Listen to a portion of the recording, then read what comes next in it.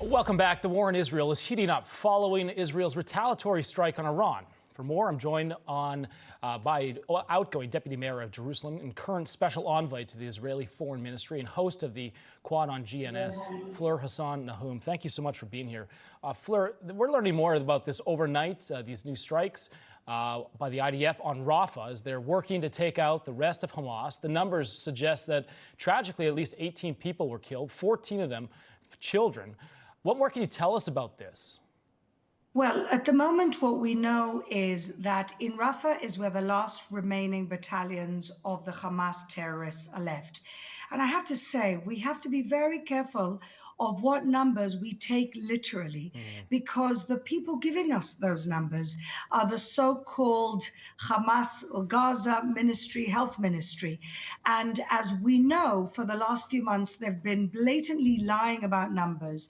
Statisticians have proven that you can't trust their numbers, and they don't separate between combatants and regular people. As far as they're concerned, there are no combatants in the Gaza Strip. But unfortunately, what we know is that in Rafah is where the head of the terrorists are, Sinwar, where he surrounded himself with our hostages, and where the last remaining terrorist bastions are left. What do you think is going to happen next? That's a great question. You know, we're going into the Passover holiday with such heartache, with such pain, that we have 134 innocent people, including a 1-year-old baby, a 3-year-old baby, their mother, elderly people, injured people. And we don't know. We've offered a deal to Hamas, which they rejected yet again 3 days ago. Constantly, we're trying to constantly make a deal with them for a ceasefire that they say they want, and they are constantly rejecting those deals. And so Israel is left with no choice. We did not want this war. We did not start this war, but we need to win this war. Fleur, I want to ask you something that obviously here at home we're watching this very closely. The House of Representatives approved a $95 billion national security foreign aids package on Saturday. $26 billion of that is going to be for Israel to help with the mission there against Hamas.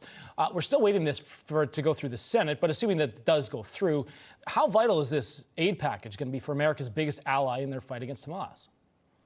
This is vital because it's not just the fight against Hamas. So think about what happened last Saturday night in the attack, the unprecedented attack of over 350 missiles from Iran into Israel. All that anti-aircraft defense system that we had to use to protect our country from being essentially obliterated. The Americans also faced the Iranians sending missiles to their targets. And so just to replenish all of that would take billions and billions of dollars. So it's not just the Israel-Hamas fight. This is the fight that Israel's having for civilization with a country that sees America as its largest enemy, and that is Iran. And then Prime Minister Benjamin Netanyahu took a very firm stance on how his nation responded to Iran. Let's watch real quick. I thank our friends for supporting Israel's defense, both in words and in deeds. They also have all kinds of suggestions and advice. I appreciate those, but I want to make it clear we will make our own decisions. So having said that, where does this go? I mean, there was the attack on Iran, but are tensions starting to ease a bit, or could we expect the temperature to rise?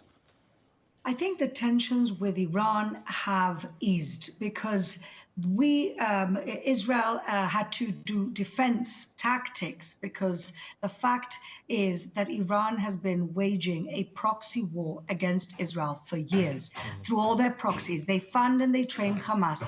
They fund and they train Hezbollah. They're working out of Syria. They've got bases in Iraq. They've got the Houthis, who, by the way, also attacked and killed some American servicemen and women. And so, unfortunately, Iran is the big enemy here. And Iran is the country that for the first time showed its face last Saturday night. And we're very grateful to the United States for allowing ourselves in helping us that terrible Saturday night. And we hope that tensions go down, but we also hope that the West realizes that this war is a huge civilizational clash, such as what we saw in the 1930s with Hitler Germany. All right. Well, we'll continue to follow it, and let's hope that gets through the Senate very quickly so we can get that aid over there. Fleur, thank you so much for coming on. We appreciate it. Well, let's